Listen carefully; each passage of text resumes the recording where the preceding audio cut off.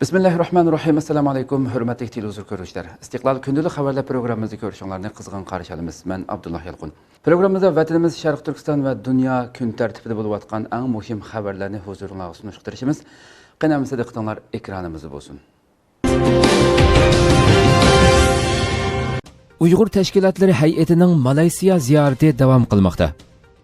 7 yanvar Sharq Turkiston Ma'rifa hamkorlik jamiyati, Sharq Turkiston Ulamolar birligi, Avstraliya Sharq Turkiston jamiyati, shundaqla Istanbul Sabahattin Zaim universiteti o'qituvchisi doktor Burhan Seti qatorliqlardan tarkib topgan bir hay'at Sharq Janubiy Osiyodagi islom ellariga qaratilgan diplomatik faoliyatini boshlagan edi. Mazkur hay'atning ziyorat nishoni Malayziyani o'z ichiga olgan Sharq Janubiy Osiyo davlatlarida munosabatlik yuqori darajalik rasmiy va g'ayri-rasmiy shaxs va organlarni ziyorat qilib, Sharq Turkiston davosini jonlantirish ekanligi bildirilgan edi. Hay'at tunugun 10 yanvar kuni kechda Osiyo Musulmon olimlar birligi raisi, Dunyo Musulmon olimlar birligi Malayziya sho'basi bosh kotibi Azmi Abdulhamid va Malayziya diniy ishlar boshqarmasi Shura a'zosi Sheyx Abdul G'ani Shamshidini ziyorat qildi. Ziyoratda Xitoy tajovuzchilarining Sharq Turkistonda elib berayotgan islom dini va musulmonlarga qarshi jinoyatini tunishtirdi. Hamda diniy ishlar boshqarmasi Shura a'zosi Sheyx Abdul G'ani Shamsiddin apandiga Sharq Turkistondagi musulmonlar duch kelayotgan irqiy qirg'inchilik va chekdan oshgan zulm haqida tayyorlangan dokument sundi. Hay'at yana Sharq Turkiston Ulamolar birligi bilan Osiyo Ulamolar birligi o'rtasida hamkorlik o'rnatish, Sharq Janubiy Osiyo rayonida Sharq Turkiston davosini jonlantirish qatorliq masalalar haqida muzokara olib bordi. Hay'at yana Malayziya Perak viloyati Ipoh shahri Umman maktabida o'quvchilarga Sharq Turkistonning hozirgi vaziyat ahvolini tunishtirdi. 11 yanvar hay'at a'zolaridan Sharq Turkiston Ulamolar birligi a'zosi, Avstraliya Imomlar birlashmasining a'zosi Abdusalom Olim Kuala Lumpurdagi Zubayda jamiyasidagi juma xutbasida Sharq Turkistonning umumiy vaziyat ahvolini, davrimizda Xitoyning Sharq Turkiston xalqini irqiy qirg'in qilayotganligi, Xitoy yaqindan beri islom va musulmonlarga qarshi qonun chiqarib, 5 million atrofidagi musulmonni lagerga tutqun qilib, islomni xitoychilashtirishga boshlaganligi qatorliqlarni tunishtirdi. Shuningdek, bugun Malayziyadagi eng chong tashkilotlardan biri bo'lgan Malayziya Ma'lumotliq jamiyat harakati Vadoq tashkiloti Sharq Turkistondagi jazo lagerlari va Xitoy elib berayotgan qonliq siyosatga qarshi bayonot e'lon qildi. Hay'at bugungi ziyorat davomida yana necha yillardan buyon Xitoy zulmidan qochib, ming bir jafoda Malayziyaga kelgan muhojir Uyg'urlarga ansarlik qilib, quchoq ochgan va ularning xizmatida bo'lgan Xaluan tashkilotini ziyorat qilib, ularning ko'rsatgan tirishchanligiga Sharq Turkiston xalqi nomidan minnatdorlik bildirdi. Hay'atning bildirishicha, vaqtning qisqaligi va ziyorat qiladigan o'rinlarning ko'pligi sababli ziyoratlarni 2 va 3 kishilik guruhlar holida elib borgan. Bugun juma namozida Zubayda jamiyasidan boshqa Kuala Lumpurdagi Xalqaro Islom universiteti jamiyasidagi juma xutbasimi maxsus Sharq Turkiston temasida elib berilgan. Sharq Turkiston Ulamolar birligi muavin raisi Sirajiddin Azizi universitet ichidagi Sulton Ahmad Shoh jamiyasida Sharq Turkistonni tunishtirdi. Anqaradagi har qaysi davlat elchixonalariga maktub yo'llash boshlandi. 10 yanvar Ali Akbar Damollamning yetakchiligidagi bir guruh Uyg'ur Anqaradagi har qaysi davlat elchixonalariga maktub sunishga boshladi. Ular 10 yanvar Anqaraga yetib berib, bir qancha davlat elchixonasiga maktub sungan bo'lib, 11 yanvar Luqman Muallim yana har qaysi davlat elchixonalariga davomli maktub sungan. Luqman Muallim bugun Indoneziya Bengal elchixona xodimlari bilan ko'rishib, Sharq Turkistonning hozirgi ahvoli, Xitoyning Sharq Turkistonda irqiy qirg'inchilik elib berayotganligi, Xitoy hozir islom dini va musulmonlarga qarshi islom dinini xitoychilashtirishni qonunlashtirganligini tunishtirdi. Har qaysi davlat elchixonasiga sunilgan maktubda 70 yildan beri Xitoyning Sharq Turkistonda zulmni to'xtatmaganligi, Uyg'urlar bu zulmni xalqaroga anglatgan bo'lsa-mu, biroq xalqaro jamiyatning inkos qaytarmaganligini ko'rgan Xitoy yaqinqi bir qancha yildan beri haddidan texmi eshib, Sharq Turkiston xalqini irqiy qirg'in qilishga boshlaganligini, shunga dunyo xalqining hech bo'lmaganda insonlikni chiqish qilib, Xitoyning Sharq Turkiston xalqini qirg'in qilishini to'sib qilishga chaqiriq qildi.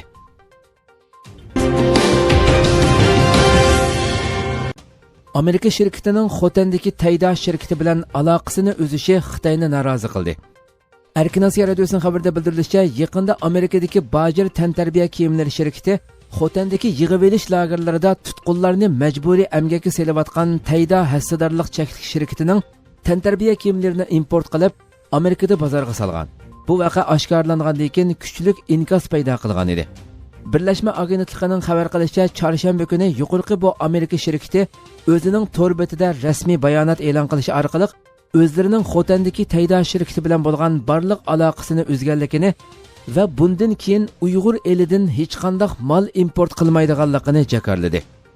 Odatiy shirkatlar orasidagi savdo masalalariga inkas bildirmaydigan Xitoy tashqi ishlar ministrligi bo'lsa, Amerika shirkatining bu qaroriga sukut qilib tura olmadi.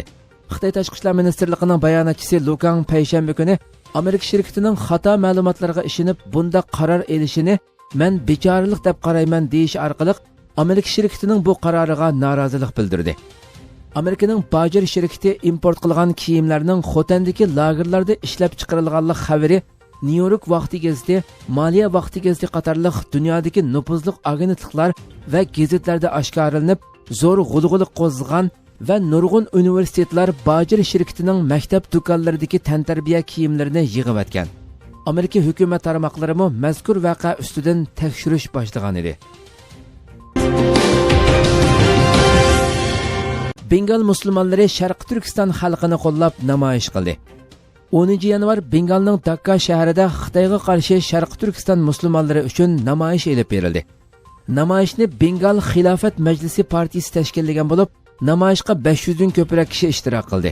Namoyishchilar Xitoy Uyg'ur musulmonlarini qirg'in qilishni to'xtat degan plakatlarni ko'tarib, Dakka shahar ichidan Xitoy elchixonasining oldigacha yurish qilgan. Xitoy elchixonasi oldida Xitoyga qarshi shuar to'lab, Xitoyning Uyg'ur musulmonlarini qirg'in qilishiga qarshi bayonot e'lon qilgan. Turkiya davlati Uyg'urlarning ahvoli haqida xalqqa javob berishi kerak.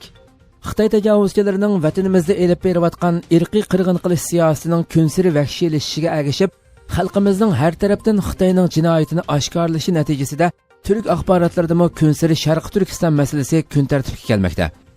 10 yanvar kechda Turkiyadagi Ak televiziyasi bilan Xabar Turk televiziyasida Sharqi Turkiston masalasi jiddiy kun tartibga keldi.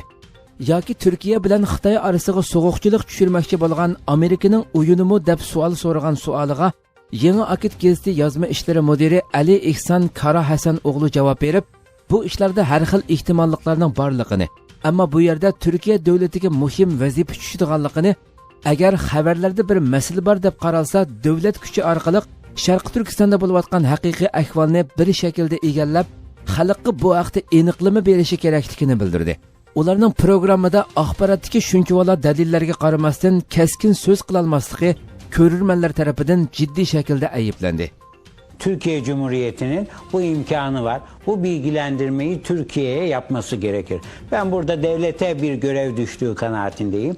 Dolayısıyla burada devlete bir görev düşüyor. Devlet bunların ne kadarı doğrudur, ne kadarı yanlıştır bu bilgilendirmeyi Türk halkına yapması gerekir.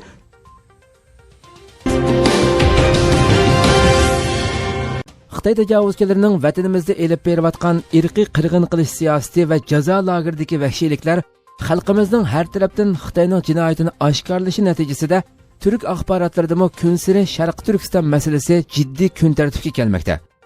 10 yanvar kechda Turkiyadagi Xabar Turk televiziyasida Sharqi Turkiston masalasi kun tartibga keldi. Programmaga qatnashgan Sabah gazeti yozuvchisi Marva Shabnam Oruch xonim boshqa qatnashuvchilarning Sharqi Turkiston va u yerda bo'layotgan zulmlarni har xil yerlarga ortib qo'ymoqchi bo'lishtirga, G'arbning o'yini demoqchi bo'lganlarga Sharqi Turkistonning Xitoy ishg'olidan boshlagan tarixdan boshlab kelib, hozirgi tasvirligisiz jinoyatning orqasida Xitoy kommunistlarining borligini, Xitoyning islomni xitoychilashtirish siyosati, jazo lagerlari masalasi va Xitoyning nomus qilmasdan biz ular jahil bo'lganligi uchun ularni tarbiyalayotimiz deyotganligi, hatto Türk tijoratchilariga aram bermayotganligini, Xitoylarning elib berayotgan jinoyatlari bugun Birlashgan Millatlar Tashkiloti kishilik huquq organlari va nufuzli axborot organlari tomonidan oshkorlangan bir haqiqat ekanligi, buni u yer bu yerga ortib qo'yishning samimiylik bo'lmaydiganligini bildirib, masaladan qochmoqchi bo'lganlarning adabini berdi. Hocama geçsin hemen konu. Evet. Ya şimdi bu Çin ve Uygurlar arasındaki meselenin zaten ta 18. yüzyıla dayandığını birincisi söyleyelim. Ki 930 o yıllarda sanırım işte ilk Müslümanlığı kabul eden şeylerden Türk grubu onlar aslında. Ve aslında çok ciddi bir altın çağ yaşıyor 1200'lü yıllara kadar.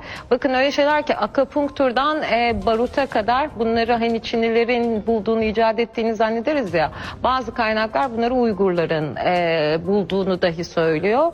Geliyorum oraya, Mao döneminden beri çok ciddi bir katliam var. Güzel. Çok ciddi bir soykırım var. Toplama kampları var. Adeta Nazi dönemini andıran. Yani çok ciddi bir nüfusa sahip Uygur Türklerinin bugün sayısı 35 milyona neredeyse düşmüş vaziyette. Ve bunların %99'u Sünni Müslüman. Şimdi bu Çinlileştirmek, İslam'ı Çinlileştirmek meselesi de özellikle aslında 2014 yılıyla beraber başlıyor. Konya'da Xitoyga qarshi namoyish elib berildi. 11 yanvar Konya Chumra nahiyasida Xitoyga qarshi namoyish elib berildi. Namoyishni ülke ocaqlarining Konyadagi sho'basi tashkillagan bo'lib, namoyishga ülke ocaqlari a'zolari Konyada yashayotgan Uyg'urlardan bo'lib 200 dan ko'proq kishi qatnashdi. Namoyishda Sharq Turkistondagi qirg'inchilik to'xtatilsin, lagerlar taqalsin degan shiorlar yozilgan plakatlarni ko'targan xalq "Alloh guvoh bo'lsin, biz Sharq Turkiston xalqining yanida" degan shiorlarni to'lab Xitoyga qarshi la'nat o'qidi. Oxirida ülke ocaqlari Konya sho'basining mas'uli Xitoyga qarshi bayonot e'lon qilib, Xitoy Sharq Turkistonda Qur'on va diniy kitoblarni cheklab, Qur'on saqlaganlarni tutqun qildi. İslam davlatlari va xalqarodagi inson haqlari tashkilotlari Xitoyning Sharq Turkistonda elib berayotgan jinoyatiga ko'z yummoqda. Xitoy Sharq Turkiston xalqini oilasidan surgun qilmoqda. Biz dunyo xalqini Xitoyning Sharq Turkistonda elib berayotgan qirg'inchilikni to'xtatish uchun harakat qilishga chaqiriq qilamiz deganlarni bildirdi. Hürmetli televizyon görüşler, şuna qilib bugungi xabarlarimiz müşahede ahirlashdi. İnşallah atiki programımızı görüşüşçe sizlerine Cenab-ı Allah'a topşırımız. Şuna qilib program ahirda ekran arqasidagi barliq xizmatdoshlarimga ko'pdan ko'p rahmat aytaman. Assalomu alaykum va rahmatullohi taala va barakatuh.